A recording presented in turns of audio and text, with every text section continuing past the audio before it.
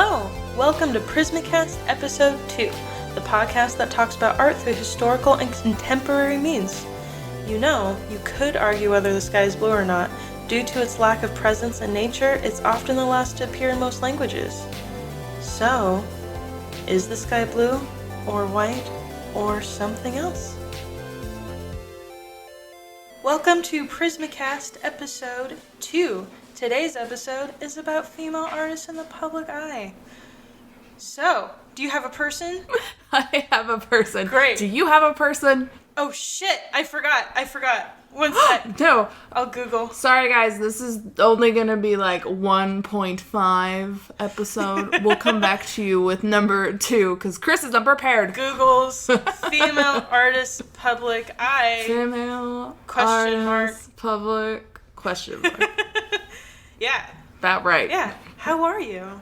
I'm good. How's your week been? It's been really long. I'm gonna be honest, hasn't been the best week, but I got my boohoos out, and then I did laundry, and I put on makeup.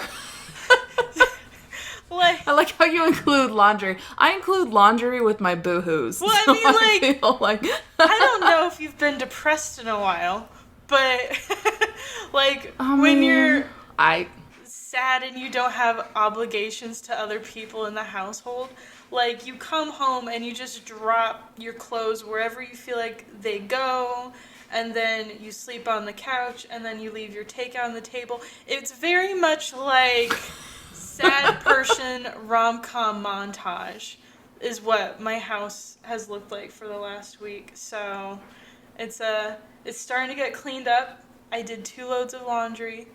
I'm going to go out into public after we're done recording, so... Oh my god, no way! Yeah, I am going to try this thing where I go to places alone. Well, I mean, I'm normally alone in places, but, but it's like I go to the grocery store alone, not go to, like, a bar alone. Oh, okay. Yeah. Okay, I got you. Yeah. Like, you don't do sociable things by yourself normally, but today you're making an exception and gonna go be free, Kris. Yeah, because I've been watching Mindhunter, and it's like, these... This is my... Okay, sorry, keep going. This is my takeaway from Mindhunter. Adults go to bars alone. Yeah. And it's... I think I only went to a bar with my husband once. And then the rest you're going alone, getting drunk, and by myself, talking to the bartender about your husband. Well, I never got drunk because I had a huge fear of date rape drugs, and I didn't want that to be my story, so I was very, very conscientious of what I consumed and watching the bartender creepily create it. I'm creepy and I'm weird. No, so that's not creepy. That's just how women have to live these days. I mean, you're right. You're so right.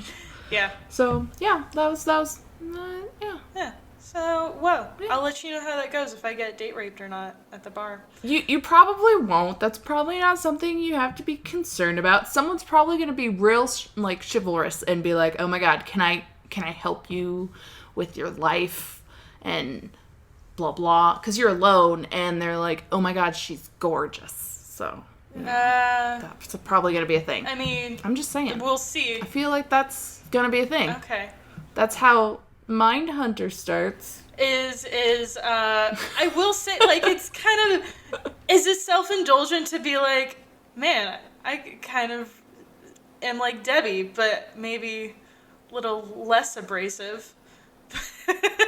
I mean, I feel like she's on her own tangent or something. I was like, man, she is like, go women, but also, oh my god, she's kind of mean. Yeah. Yeah, it was, I would say, like, I really liked her up until the last episode that I saw her in. I guess so. It's like, spoils if you're catching up on Mindhunter. I'm on like episode 3 and then gave up because I just didn't feel it. Well, didn't feel the series. Sorry. That's fine. If you're not it's one of those shows that if you're not into, like, true crime, it is very much like an ode to murder fangirls, which, of course, I'm one of those. So I'm like, yeah, I love this, but I feel like that's who it's catering to. So it's really well done, but it's a niche show. That's fair. True. Yeah. Gotcha. Okay. That I get. Let's talk about art. Do you want to go first, Kay? I feel like mine is less planned out, so I feel like I could go first in this. Okay. And it could be wonderful. Okay, let's do it. Let's do it. So, my person is someone that you talk about an awful lot. Can we guess? Ooh, okay. Is that okay? Let's play this game. Okay, like, I feel like since I've mentioned it a lot, I'm gonna say you picked Frida. No. Okay. I win. Well, no, I'm gonna give you hints. Okay. Give me a hint. Okay, so she went to Hollins College, and she majored in photography. Oh, it's at the tip of my tongue. Like... She mainly did black and white. Yes. And she did specialized in portraits. She did, oh my god, I am blanking her name. But she did the portrait of the woman and her son in the Great Depression, yes? No, but I do love her, okay. And I do not remember... Shit. Wait, is that a her? Isn't it? I don't know if that's a her. Yeah, that's a her. That's a female photographer, right? I don't know. I don't remember. Oh. Okay. The internet. Internet, Google. Give me another hint. Give me another hint. Okay, she did a large format black and white. I feel like if I say it anymore, you're gonna know who it is. Yeah, just give it to me. Okay. Just give it to me. She is most famous for portraits of her children and of decomposing bodies. Yes. Oh my god.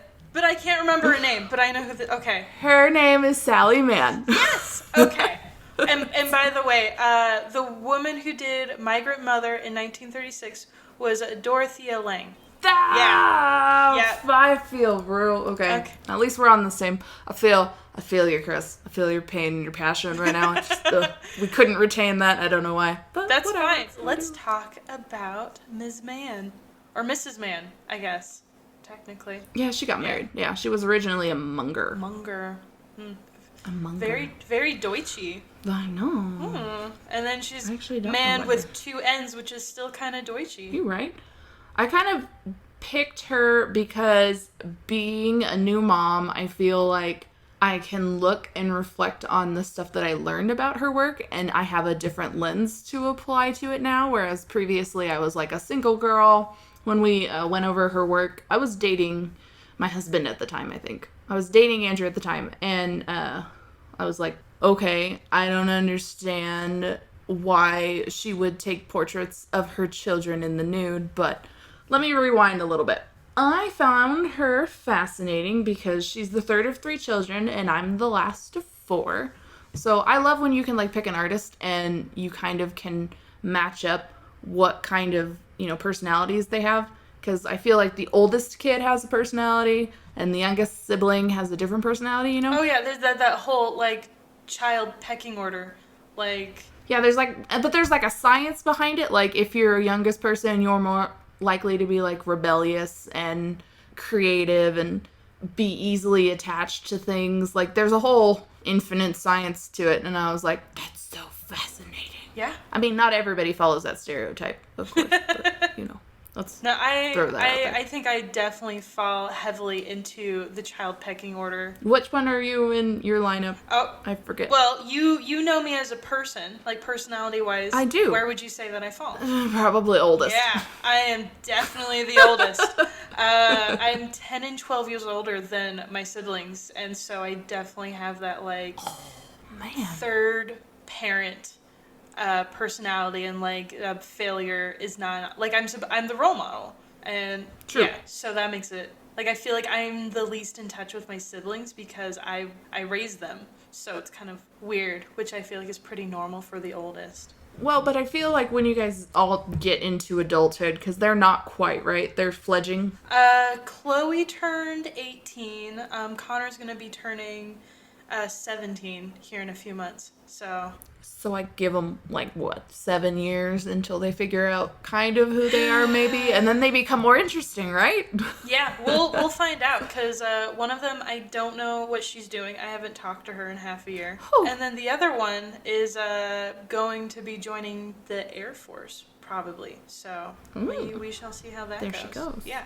I do feel like you have the attributes of the oldest sibling, just in you're very driven, you're very no nonsense. When you're given a task, you're like, we will complete this. Yeah, I'm very task oriented, very deadline driven, and yeah, that's where I go. And like, I think it makes sense for you you're the youngest, yeah? Oh yeah. So you definitely have this like, my parents checked out, and so I can kind of just do whatever. A lot. My parents were very like, ugh.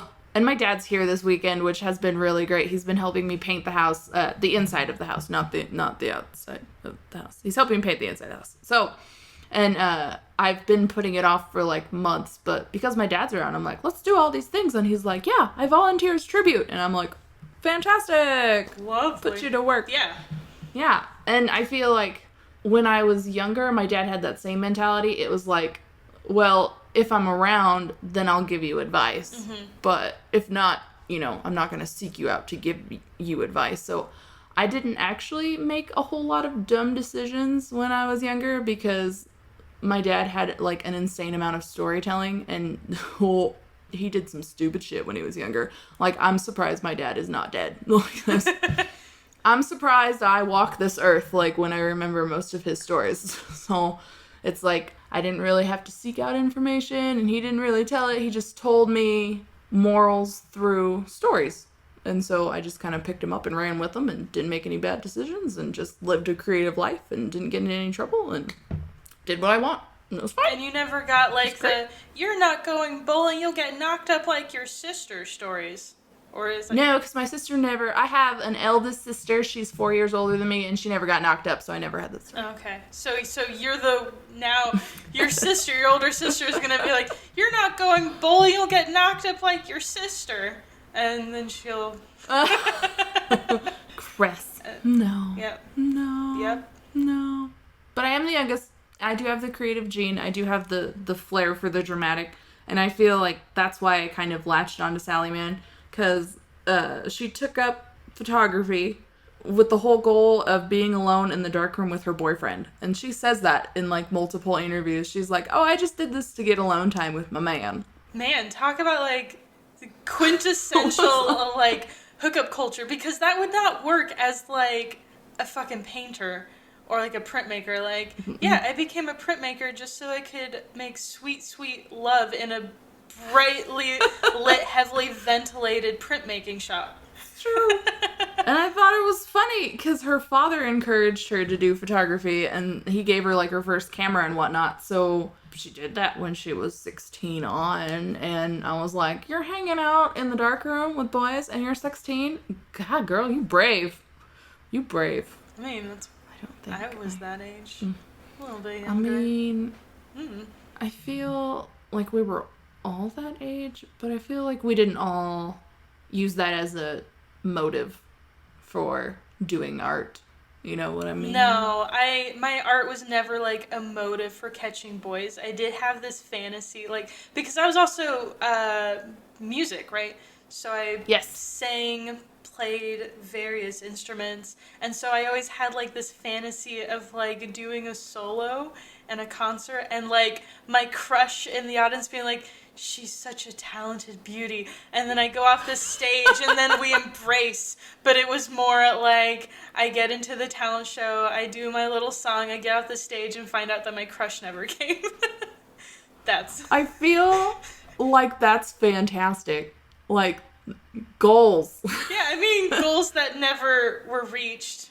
But it's fine. Yeah. I'm still into it. Yeah, so she gets this camera. She's making out with boys in the dark for photography's sake. Mm-hmm. And then she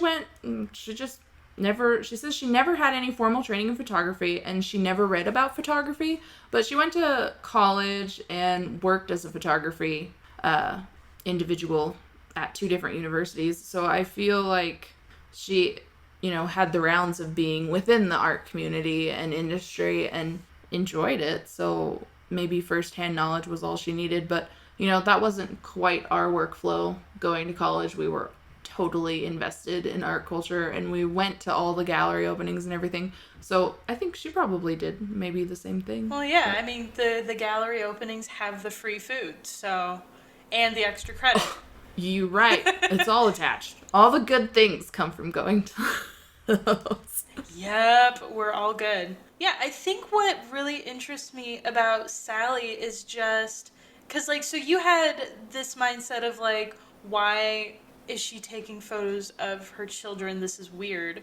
Whereas for me, I definitely saw it from, like, growing up, there was naked photos of me as a baby, like, just on the walls, and my brother and sisters had photos of them naked as kids, like, up on the walls. But for a lot of people, this was considered child pornography. True. And being the youngest of 3 kids, she also said that she did the same thing.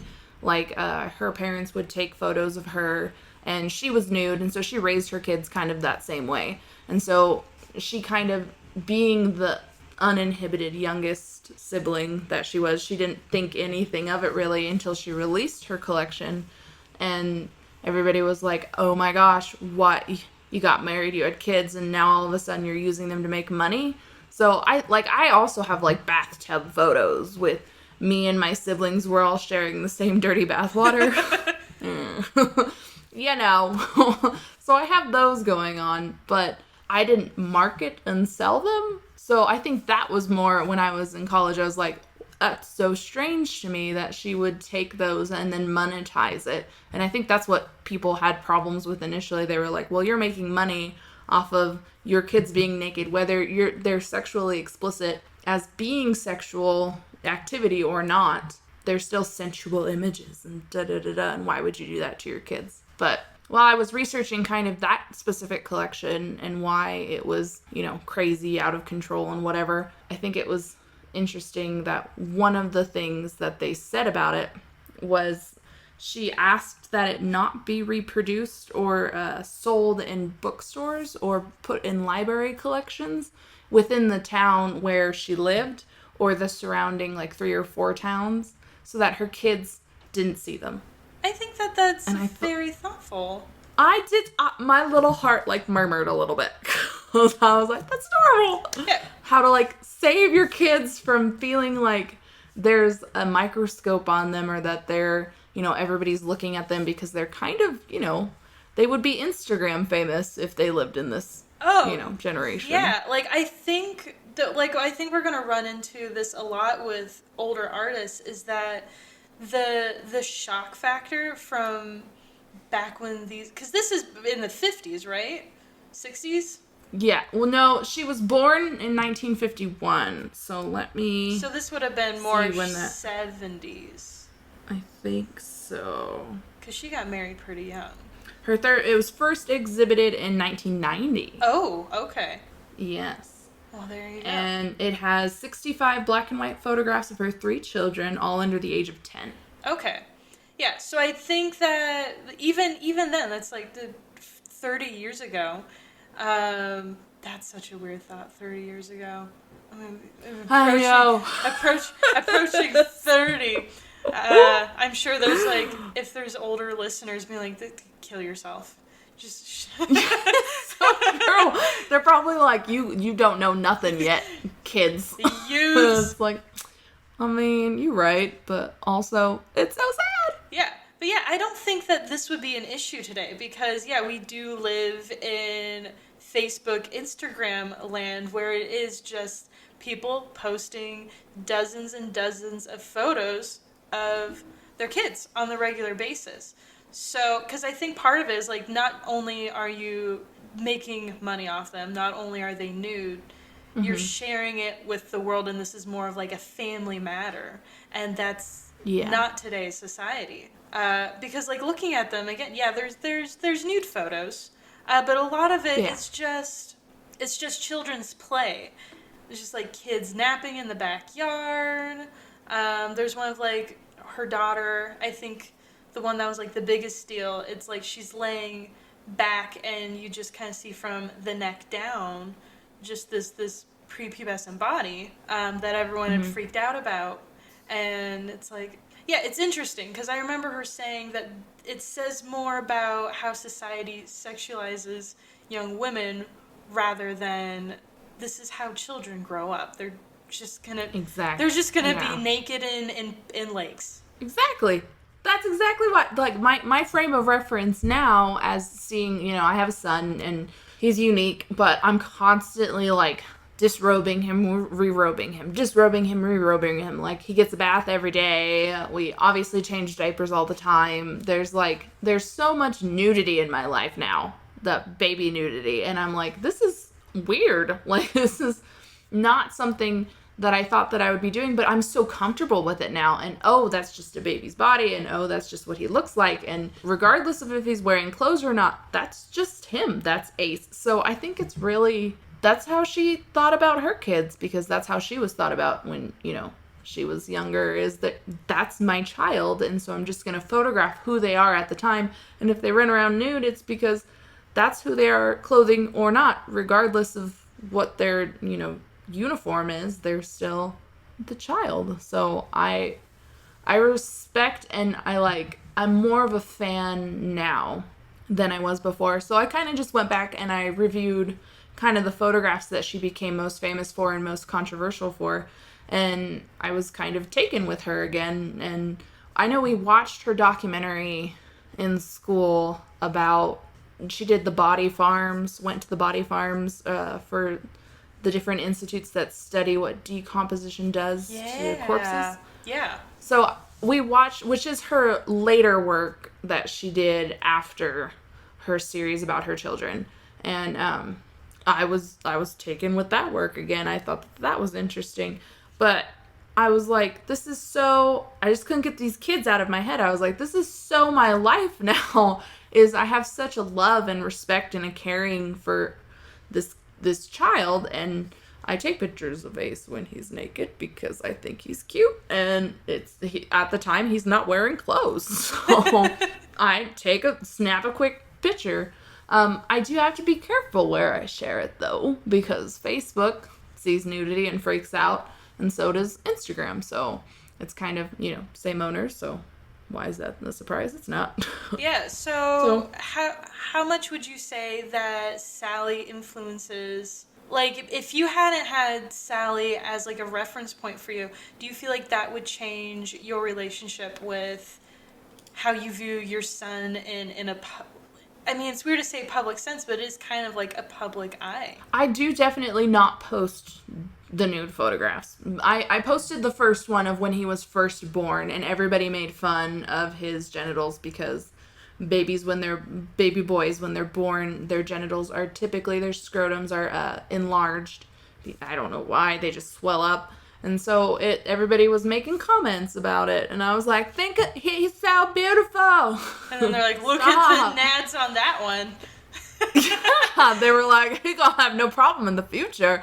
Like, I don't know, I felt kind of like you guys don't get it, and that was kind of frustrating. So now I kind of feel what Sally Mann probably felt, only on a lesser scale. Like, I had one picture, she had a whole collection, and she's getting put on blast for this crazy amount of what they determined as child pornography. And it's like, oh, this is my child. I'm showing him off, but not in a way that monetizes his sexuality. I feel like that's different. So what would my relationship be with her or with my son if I didn't know about her work?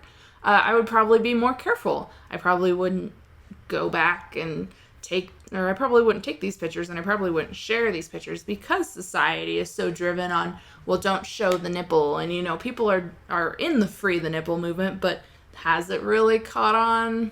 Even using the internet, which is the freest platform that really there is, no. It's kind of stressful to put yourself up for that kind of controversy.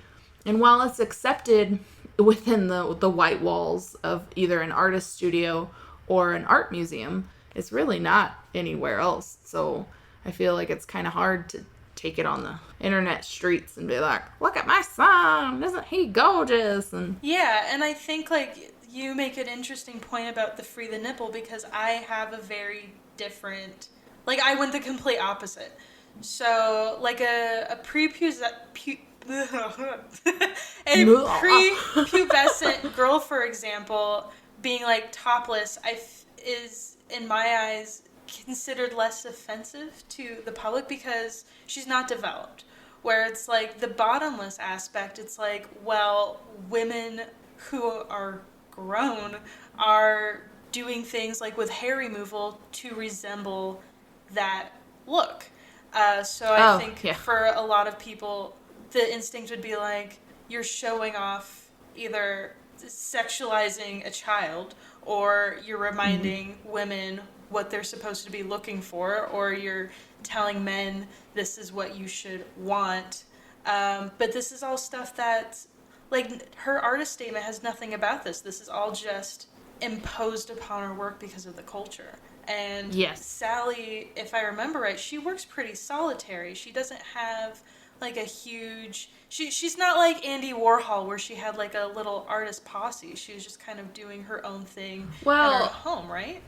Yes, most of her work. There was one collection that she did later on.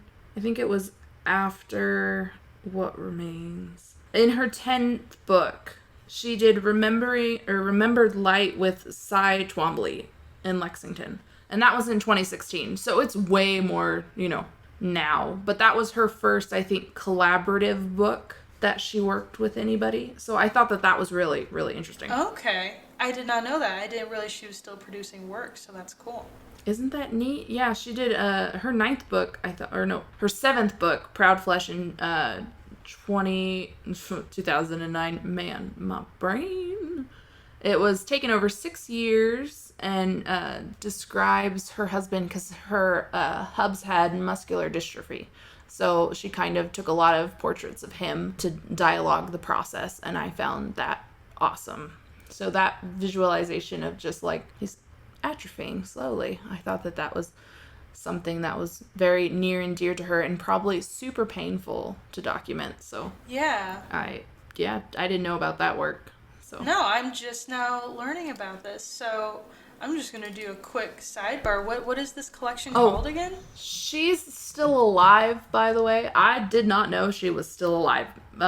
Which I don't know why I didn't think that she was alive, because she's 1 year older than my dad, and my dad's in the other room, or 1 year younger. Yeah, artists either seem to die in their 30s from an overdose, or they live for fucking ever, like Georgia O'Keeffe.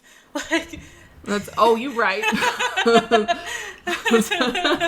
Forever. The one about her husband is called Proud Flesh. Proud Flesh. 7th book. Okay.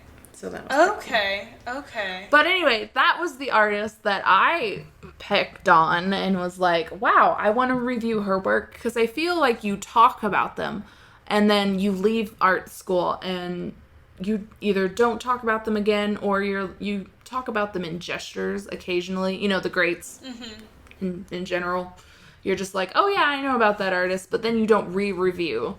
And so unless you teach it, I feel like if you teach art, you're constantly re-reviewing. You either teach it or you go to grad school and then you're in the front of like fundamentals as a TA, and Blacksley is like, you remember this artist, and they're like, oh fuck, where's our notes? Yeah, like we did with the when we started this freaking episode with the Great Depression era photography from Dorothy, like, we're like, who's that artist? Yeah, like, you don't remember. You don't retain a lot of it. Like, you remember hisses and whistles as you go along, but it's not really, Yeah, I would say, like, the seminar classes, I remember the outlines, and I remember the pieces, and I remember the points of them. But then, like, because I took a lot of Renaissance classes, that's kind of... Oh, yeah. That I remember a shit ton of. Because I took 2 or 3 classes on it, and I did like a whole dissertation on it, so I know it like the back of my hand. And then going to Italy a few years back, I was Jenny's personal tour guide, going through everything and asking, like, okay, tell me about this, what does this mean, and blah blah blah. I'm like, this flower has 12 meanings. This white flower means fucking everything. And then other people were listening in and were like, this girl, she's she's a tour guide. That's what she is. Nope, just a big fan. Nope, just a big super old fan. nerd over here. Yeah, we have you would really like this museum down here called the McNay, and it's another badass female artist who donated her collection and her mansion to school and then turned it into a museum when she died.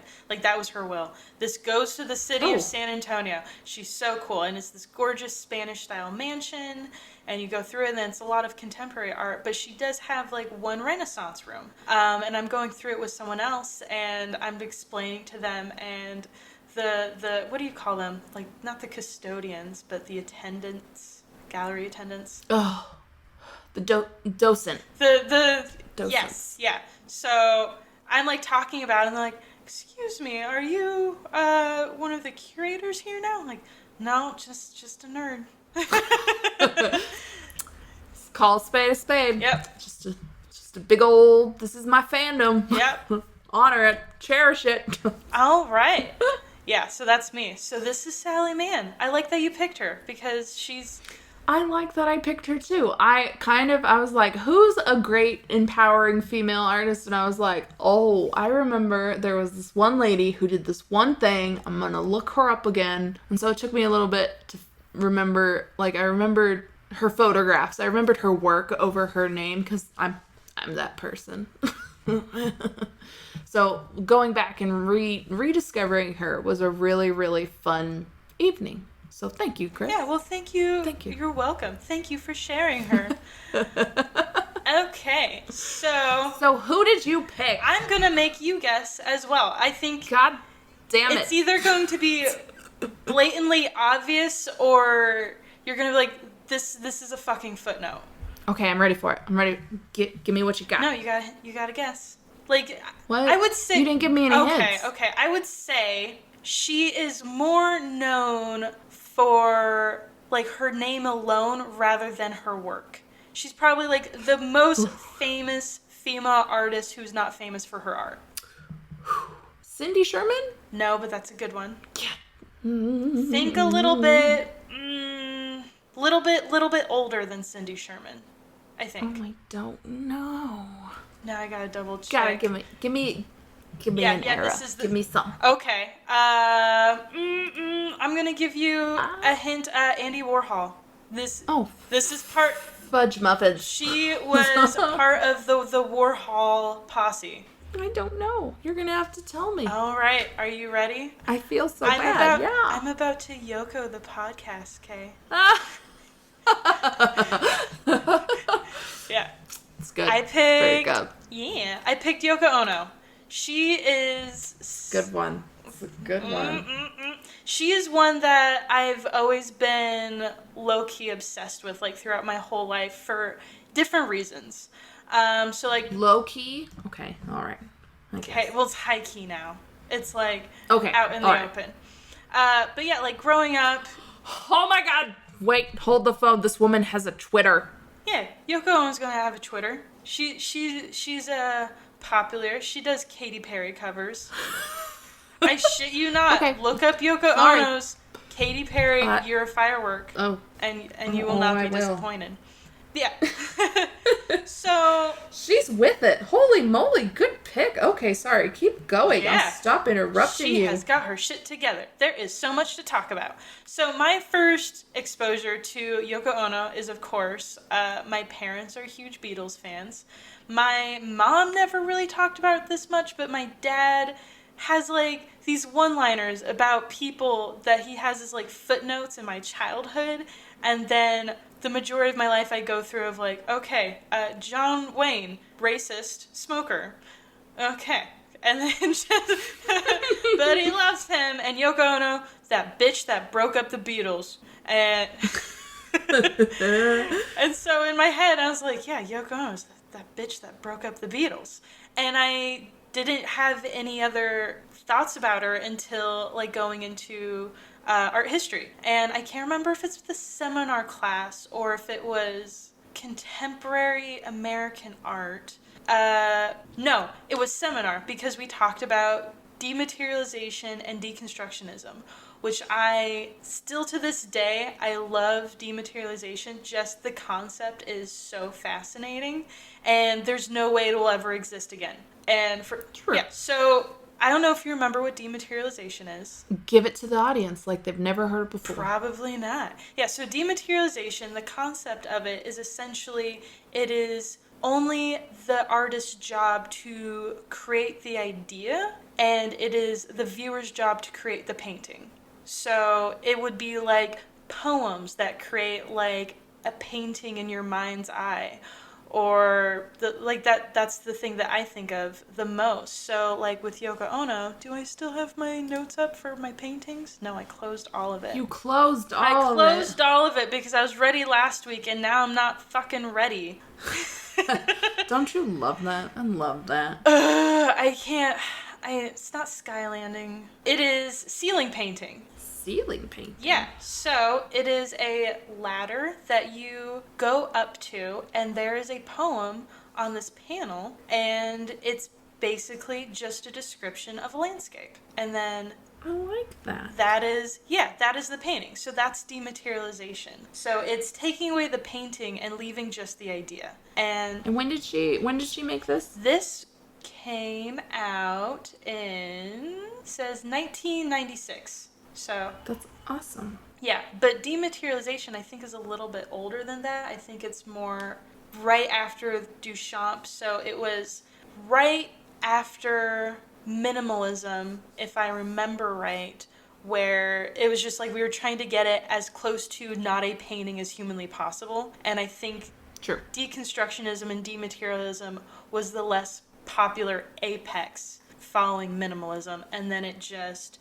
took a steep turn and then went right into postmodernism. So was she making this art around that time frame during the heyday of the movement, or is she mostly an after a late edition?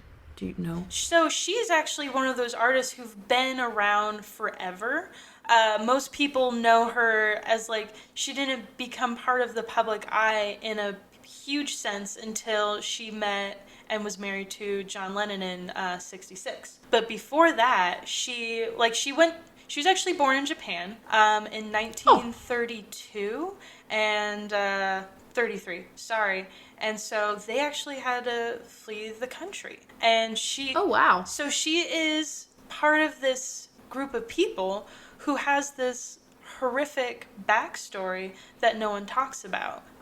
She did go to a private school with her sister, with her mom basically saying, like, you'll go down in hell together, essentially. I can't handle you. Oh dear. Tough crowd.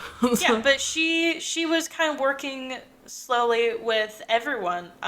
She was doing Dadaism at the time of Dada, and then just kind of doing all this experimental stuff. So she's been a part of several different movements, and she's just not talked about for that, and that's such a fucking shame because she was the bitch that broke up the Beatles. And yeah, I'll be honest, I only know of her for her singing. I don't think I ever took a class where she was mentioned, and I don't think I individually and independently ever thought of her as anything other than a vocal artist. So no, that's interesting to me. Yeah, so she's done drawing. She does mostly photography now.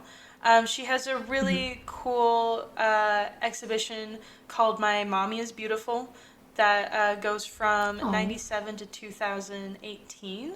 Oh, wow. And it is nudes. Just embracing the female body. Like, she's a huge part of feminism, which people don't really talk about. Mm-hmm. And my favorite, I know I said that ceiling painting was my favorite, but that's just because of the dematerialization part. But what I really love is her performance work. So in 64, by the way, working as an artist for I think about 8-10 years at this point. This is 2 years before she meets Lennon. She has this amazing piece called Cut Piece. And have you heard of this? No. Oh my God. It is beautiful. So she is sitting in a gallery, And she's just in a black dress, normal clothes. She has her hair in a ponytail. She's sitting cross-legged in the middle of this room with a pair of scissors, and viewers are encouraged to go up and cut something. Oh my god, that's her? Yeah. Oh my god, we did go over this. Yes, we fucking did. And this is such...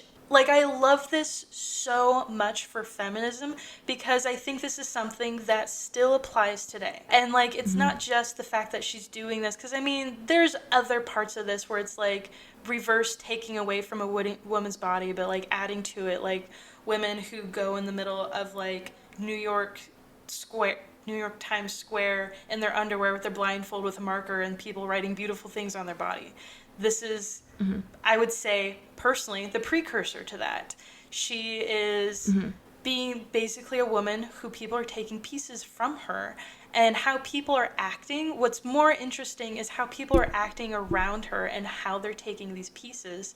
Some people are very hesitant and taking, like, the scissors and just cutting, like, the smallest piece of thread at the bottom of a hem and apologizing as they do it. Some people are just totally uncomfortable with the whole thing at all and don't want to touch her. They don't want to invade her privacy. But there's this one dude in the film that we watched that sticks out in my mind because I feel like this is just the epitome of toxic masculinity. I feel like this term is being overused. I'm chuckling. But I feel like if you watch it, it's this man in his late 20s, early 30s, and he just takes the scissors and just goes right for the money shot and cuts off her bra strap. And her breast becomes exposed, and she has to, like, hold the bra up and cover herself up. And you can see in her face that she's genuinely scared, but she can't move. She can't say anything. And I think this is such a... I'm trying to think of how the best way to say it, but it's like this is still happening, and this is still how women can get treated. Oh, for sure. And it's just, he didn't go up apologetically. He did it in a way that he's like, I'm entitled to do this. And he just does that. And it's like not... I have permission. Yeah. And this is my time. Yeah, and how he does it, and maybe he's the nicest dude outside of it, but in that moment you're like, this is who this man is outside of this gallery. This is how he treats women. And that's kind of what this piece is. And then, like, afterwards, like, both of her bra straps are cut up, her dress is falling off, I think part of her underwear is gone. I don't know, there's like a white piece of fabric behind her in the photograph that I can't figure out if it's her bra, if it's an undershirt or something, but she's having to hold her clothes up, and it's beautiful. It's heartbreaking, and it's beautiful. Yeah, so she just doesn't get enough credit for stuff like this, and she has been a huge war advocate, which I think she got a lot from Lenin. Like the huge paintings of, like, war is over, it's up to you. She does a ton of nonprofit work. She did a cover album from, like, huge artists covering Lenin to help. I think it was to help Africa. Don't quote me on that. But yeah, so she does a shit ton of... That's crazy. Yeah. She's super involved. Yeah, and she owns Lenin's catalog, and she doesn't use that as a way to, like, I'm making money off of my departed husband's work. She's carrying on with his mission that she was also really involved in, and I think she should just be getting more credit of who she is as a human being. And true. What she personally brings to the table as a woman, because isn't that what we're talking about today? Is feminist artists who are their own individual. And you're right. Her history is so connected with Lenin's that it's almost, not involved. And what I love, and I wrote down this quote because I loved it. John Lennon once described his wife as the world's most famous unknown artist. Everyone knows her name, but nobody knows what she does. And she was even one of the speakers at Warhol's funeral. She's worked with other massive artists, like Meredith Monk. She has helped with protests against the Vietnam War. I knew about that. Yeah. Knew about that. Yeah, and she's in the MoMA. She has this beautiful upbringing, and like she's not just this angry person that's against the Vietnam War. She is someone who was entrenched in the middle of war and understands how important it is to not inflict that upon others. She's not just like this middle class suburban person in America that's like, yeah, war is bad, I'm going to protest this, which is good, but she's like, no, I understand what this is. So you said cut piece was one of your favorites, and ceiling painting was one of your favorites? Yes. So why did you pick those two? Like, which about one of them, and you don't have to pick, I'm not going to pick for you, but whichever one you want, why were you so taken or drawn to it? Like, what brought you to the table emotionally that made you connect? What I connected more to was cut piece. For obvious reasons, being a woman who has to go into public and a woman. And it's just that I have things in my history that I have to confront recently, and I think the Me Too movement is great, but it does bring up a lot of pain that you are forced to confront now and realize, like, oh shit, that wasn't okay. And you're right, that does kind of, like, a modern interpretation of that is a lot like a Me Too movement on Twitter and Instagram and Facebook, and not in art format, but it is kind of a big tangent, or actually a continuation of that talk. Yeah, and what I really liked about Cut Piece is that it was still in the era of the height of feminism, or maybe even a little bit before, because it was the 60s, and I think it got its kick more in the 70s, is that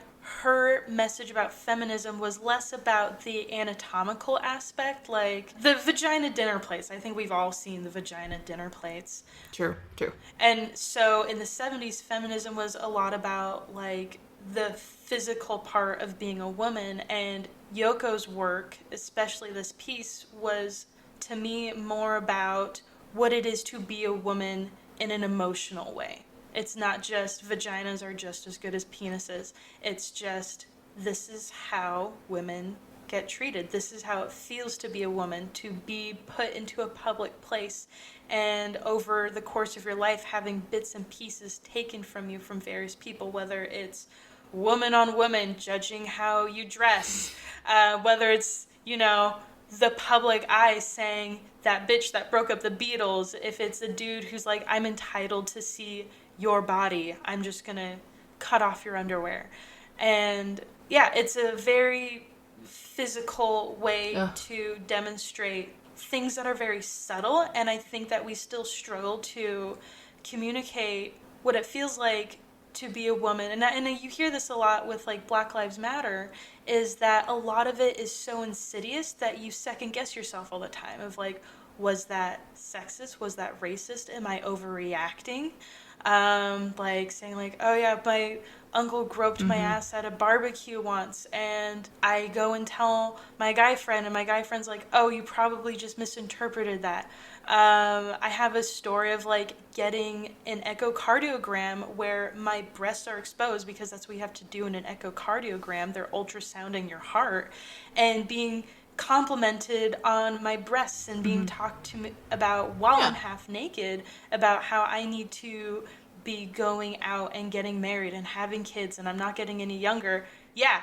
And realizing, like, if that had happened today, I would have said, I want to stop the procedure now, and I want a second person to come in and witness this, or I want to stop this now and I want to report you. I'm not comfortable with this, but I tolerated it. And even back then, like, this was 2 fucking years ago. And going to going to a friend who will not be named. This is awful. This is just, that's not fair to them. And you already know who I'm going to be talking about, but them saying, like, it's not that big a deal. You're blowing it up and thinking it's like, oh, but that feels weird. I feel like it would be uncomfortable as a dude getting, like, a prostate exam and having that conversation, Or, I think they might be more prideful, because isn't it a masculine thing that you procreate and that you have that ability and look how great you are and I could create kids if I want to. So, I don't know. I think there's a different, even if something like that was hypersexualized, was stated during a procedure, they'd take it more as a compliment because I think, guys have locker room talk, whereas girls, we're talking about different stuff when we're in the locker room, like how great we did at that tennis match. Or how much we hate so-and-so, or, I don't know. When was the last time you played tennis, bitch? Well... The uplifting one. You know who we could probably ask. The uplifting one, goddammit. That's the... Billy, do you have input on this? How comfortable would you be having this conversation with a doctor? Like, let's say that you're 30 years, not 30 years down the road, whenever you have to start getting prostate exams, is that 60? Is it 60? 40? I don't know. I don't know. But, like, how comfortable would you be having this conversation, getting, like, a prostate exam, and your doctor's being like, it's getting enlarged, you're probably going to be struggling with fertility issues, you better start cranking out those kids soon. Or just, like, asking, like, how's your sex life going with your wife? And it's, like, not related to the procedure that you have going on. How would you feel having that conversation? That'd be kind of...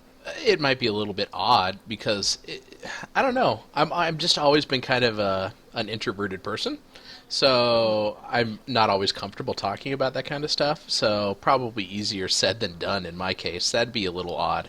Yeah, and I get that. Yeah, so that's me and my strong feelings for Yoko Ono. I feel like everyone needs to go look up her work, and give her some street cred, because she's an amazing human being with an amazing life who's lived a hard life. She's lived through World War II. She's lived through her husband not just dying but being assassinated. She's lived through being ostracized for something ending that was ending despite her presence. She was at the wrong place at the wrong time. And then just appreciate her work as standalone. She's amazing. She's a beautiful human being. And I do think that we should mention, Kris and I have, as art individuals who have degrees in this crap, I'm still pulling back to, I don't think we legit talked about her as an artist in, like, her life format. I think we just capitalized on a couple of her works, because the only one that I recognize as I flip through her works here is Cut Piece. Yeah. And I think that that's such a detriment, because now you've talked about her history, you've talked about kind of where she's come from, like, fleeing another country, coming in, going to a school with her sister, and being, like, there's so much to her that we didn't really talk about. Like, we gravitated towards, this one's famous for this reason, and this one's famous for this reason, and then we moved on. So this is a really, really phenomenal pick for not only just reminding us, oh, hey, there's these famous things, but hey, look, there's this incredible woman who stands as artist. So, good pick. Well, thank you. Yeah, I'm excited, and you're right. She is a complete footnote in our education. She was a 5-minute blip in a seminar class. I shit you not. You right. Yeah, and it's just, I don't remember the rest of that fucking class that day. I remember something about a brick wall, and then that comes up, I'm like, that's fucking amazing. And that's always stuck with me.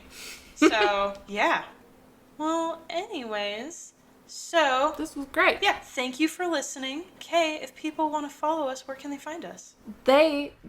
You can find us at Prismacasters on Instagram or prismacasters@gmail.com. We love to hear anything that you're thinking. If there's anything you want to cover, go ahead and send it to us. We'll give it a read, and potentially you can give it a listen in the future. So just let us know what you want to see. We're here. Yeah.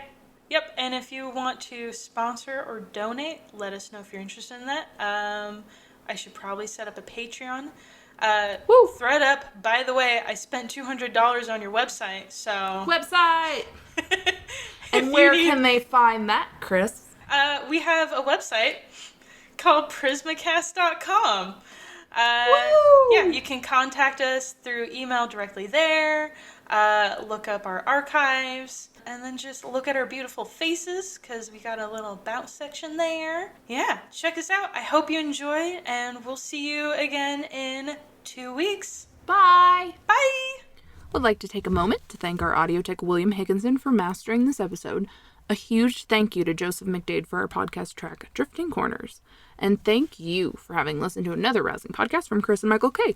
We were thankful to have you for another week, and if you hit that subscribe button, we'll catch you in another 2. If you have thoughts to share, you can email us at prismacasters@gmail.com. To follow our visual show notes, search out Prismacasters on Instagram.